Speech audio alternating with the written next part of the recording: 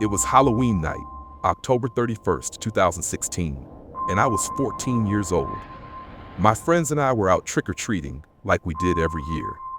We were just a bunch of 8th and 9th graders running around the neighborhood, having fun and causing some harmless trouble. But throughout the night, there was this strange guy we kept seeing. He was dressed all in black sweatshirt, pants, shoes, gloves, and even a ski mask. He would stand across the street from us and just stare, not moving at all. Every time we looked away, a few minutes later we'd notice him again, standing in another spot, still staring. At first, we thought it was funny. We even joked around, poking fun at him, thinking it was just some guy trying to scare kids for Halloween. But after 2 hours of him doing the same thing, I started getting annoyed. I yelled at him to leave us alone, telling him it wasn't funny anymore. He didn't react, just kept staring like he had the whole night. My friend Alex said, "That guy's a weirdo," and we all agreed. We figured that was the last we'd see of him. As the night went on, my friends started heading home. Some lived nearby, so they didn't have far to go. It was just me and Alex walking together for a bit since we lived in the same direction. I told him I was feeling uneasy about the guy showing up again, but Alex just laughed and said I was being silly, that the guy was probably just trying to pull a prank. We eventually had to split up, so I told Alex I'd see him later. Now I was walking home alone, and I couldn't shake the feeling that something wasn't right. That's when I saw it, a shadow standing in the middle of the street at a four-way stop. My heart dropped.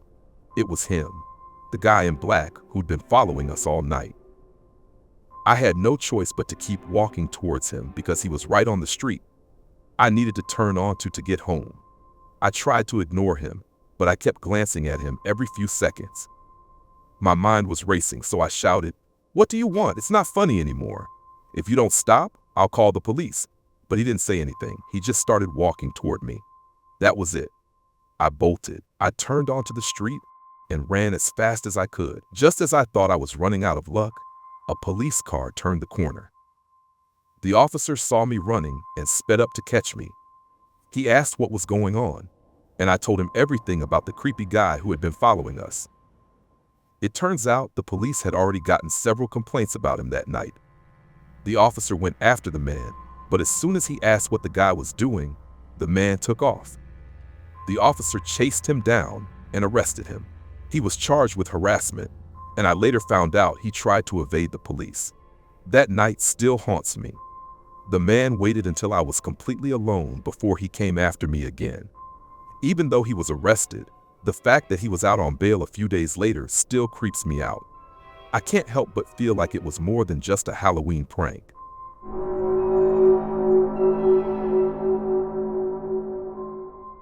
I was about 10 or 11, so this was around 2006 or 2007.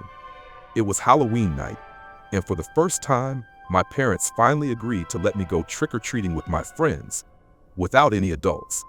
I was so excited. My two best friends and I were dressed up in our costumes, ready for fun. I grew up in a small town where everyone knew each other. The streets were lined with houses decorated with pumpkins and lights, and most of the adults were outside, watching over all the kids to make sure we were safe while we collected candy. But no one was really keeping an eye on my group. It was just the three of us, laughing and talking as we walked through the neighborhood. Everything was going great. We were going from house to house, filling our pillowcases with candy. It was around 7 p.m., and we were trying to grab as much as we could before our 8:30 curfew. As we walked, we noticed that a lot of the houses had their lights off, which usually meant they weren't giving out candy. But then we came across one of those dome-shaped houses with its lights still on. Excited, we went up to the door, hoping for more candy. A man answered the door. He looked like he was in his 40s, middle-aged, but I didn't recognize him. He wasn't a dad of any of the kids we knew. Still, he seemed friendly enough. He invited us inside to get candy, and since it was such a small, safe town, we didn't think anything of it. When we stepped inside, the house was warm and smelled sweet, like cookies or something baking. There was no sign of danger, just a Polaroid camera sitting on a table. The man smiled and told us he wanted to take a picture of our costumes for the local newspaper.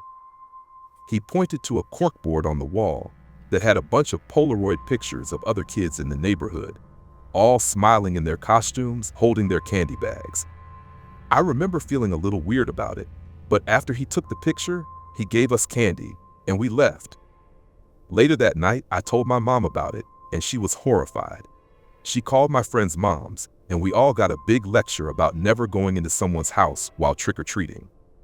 After that, we looked through the local and nearby town newspapers to see if our picture or any of the others showed up, but we never found any. Thinking back, I don't believe he wanted to hurt us, but I definitely feel lucky that nothing bad happened that night.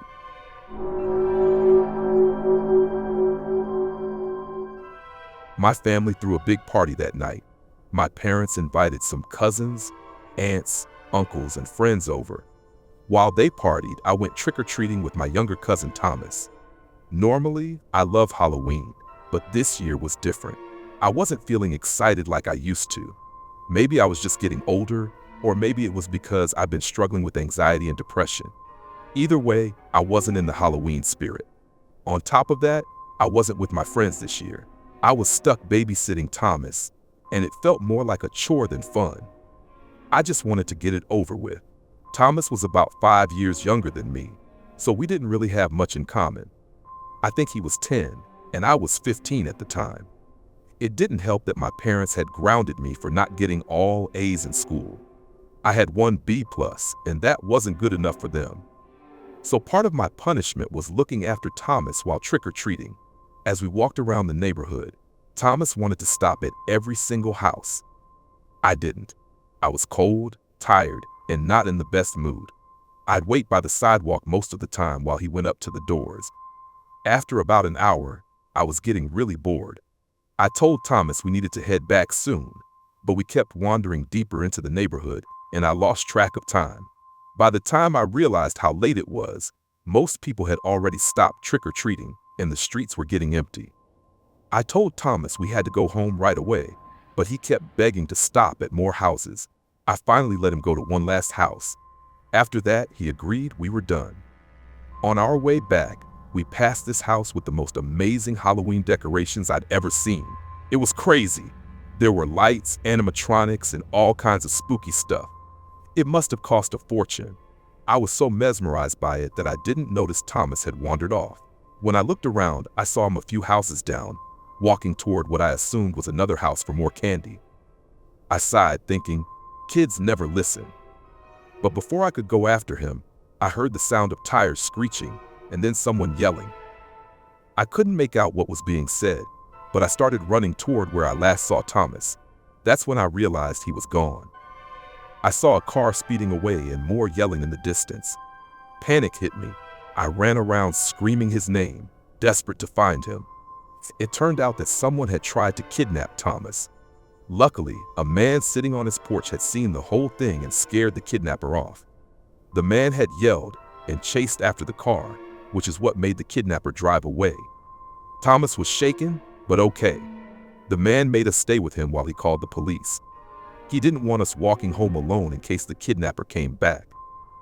When the police arrived, we told them everything, and they took us back home. My parents were freaking out when we got there. It was by far the scariest thing I've ever experienced, and I still get chills thinking about it. That night taught me a big lesson. Always be aware of your surroundings, especially at night and on Halloween. Sometimes real monsters are out there.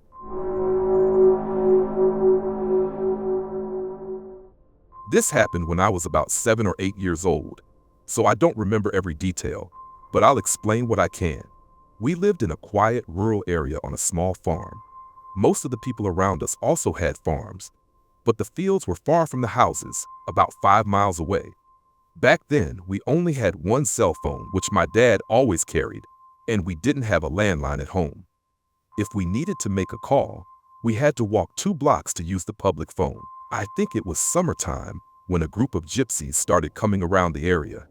They were known for stealing crops and sometimes robbing people, especially targeting women who were working alone on their farms. My dad had a regular job besides taking care of the farm, so he would leave early in the morning and come back late at night. Normally, my mom managed the farm on her own, looking after the animals and crops. But once the gypsies started showing up, she stopped going out to the farm for a while because it wasn't safe to be out there alone. At that time, I was too young to understand much, but my mom stayed home with me every day, making sure we were safe. Most of the neighbors were busy working on their farms, so our street was quiet and almost empty during the day. My mom would lock all the doors and windows to keep us safe, especially since we had heard about the gypsies. One day, my grandpa came to visit. He was a big, tall man. I was playing at the dining table with my back to the front door, and my mom was busy in the kitchen, preparing a meal and humming to herself. Grandpa was in the guest room, probably getting changed after his long trip. But the problem was, my mom forgot to lock the front door after Grandpa came in, and she didn't notice. I was too busy playing to realize anything strange, but I remember my mom's face suddenly changing. She looked scared, shocked, and worried all at once. She dropped whatever she was holding, stood between me and the door, and shouted, holding a small kitchen knife in her hand. I peeked out from behind her and saw a woman standing inside our house, holding a sickle. The woman seemed calm, like she didn't think there was anything wrong, but I could feel that something was very wrong. She was wearing a lot of shiny jewelry, just like the gypsies in the area. My mom was telling me to run to Grandpa, but I was too scared and crying, not wanting to leave her side. After what felt like forever, but was probably only a couple of minutes, Grandpa burst out of the back room, yelling at the woman to get out of the house. He was so loud and intimidating that the woman finally left. My mom quickly locked the door after she was gone, and Grandpa tried to calm her down because she was shaking so much. Later, my mom told me the scariest part was that she didn't even notice the woman come into the house. If she had noticed a little later, something terrible could have happened to me. I could see the fear in her eyes, and I knew she was really scared for me. The woman didn't seem scared at all, though, even while my mom was shouting at her. It felt like she was trying to take advantage of the situation, knowing my mom was smaller and alone with me. In September 2021, I got a job at Spirit Halloween. For those who don't know, it's a seasonal store that pops up in empty buildings to sell costumes, decorations, and all kinds of spooky stuff. The store is only open for a short time, usually until November 2nd, just after Halloween. That year, Spirit Halloween opened a lot of new stores in towns that had never had one before. My town was one of those, and I was really excited because I love horror, so I applied for a job right away. I got the job and went through training, learning about all the different costumes and props we'd be selling. Most of my coworkers were pretty great, and even though I was the only high school student, they didn't seem to mind. One day, after taking a break, I was heading back to the front of the store when I heard someone call my name from the back. I turned around, thinking it might be a coworker, but no one was there. I shrugged it off, figuring someone would come up to talk to me later, but no one did. It felt weird, but I didn't think much of it at the time. November 1st was the second to last day before the store closed, and I worked the closing shift from 4 to 8. The store was really quiet that night since everything was 25% off, but hardly anyone came in. At one point, it was just me, another sales associate, the manager, and the assistant manager. My coworker was in the back, the manager was also in the back, and the assistant manager had just gone to the restroom, leaving me alone in the main part of the store. While I was walking around, I suddenly noticed one of the animatronics turning on about 20 to 30 feet away from the register. At Spirit Halloween, animatronics are either motion activated or run on pressure pads, but none of them had been working all night because the store was about to close for the season. It was strange, but I thought maybe it was just a glitch. Later in the shift, I was sitting on the counter, zoning out while my assistant manager worked on paperwork. There weren't any customers, and everything felt like it was moving in slow motion. That's when I saw something out of the corner of my eye, a white-blue shape, almost like a glowing blob, floating near one of the shelves. It happened so fast that I couldn't see it clearly, but it definitely wasn't a reflection. My assistant manager turned his head toward it and said, "That's weird. I thought I saw something." The blob disappeared as soon as he looked at it, but I had seen it for longer. At first, I thought it was just a reflection, but there were black sheets covering most of the windows for decoration, and there wasn't enough light to make a reflection. That's when I started to think maybe the building was haunted. The next day, I told my coworkers about what I saw, and some of them said they had heard noises in the back room, like someone was moving around, or saw costume bags shing by themselves. It wasn't a scary experience, but it was definitely strange. Working there was fun, even though it only paid minimum wage. The weird stuff just made the job more interesting.